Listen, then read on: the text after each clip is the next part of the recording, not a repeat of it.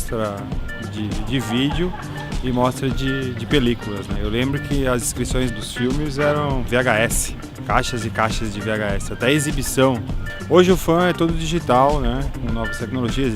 Tem gente que está há 10 anos no fã, tem gente que está há 15 anos no fã. Eu pessoalmente comecei no segundo.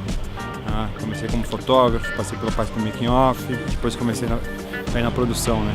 Mas tem essa coisa de família, de agregar. As pessoas querem estar no fã, o ambiente é bom, é acolhedor.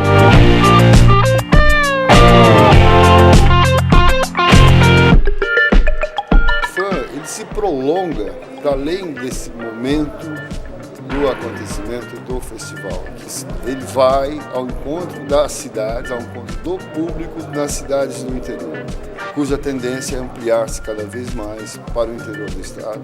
Foram 23 cidades esse ano, mais de 7.000 pessoas, espectadores. O cinema do Mercosul também por todo o estado de Santa Catarina, levando o nosso cinema cultural, a nossa identidade com os premiados do FAM de 2015 para muitas regiões onde não tem cinema, onde não tem acesso e que tem parceiros maravilhosos que lutam e trabalham para que esse acesso chegue junto com o FAM.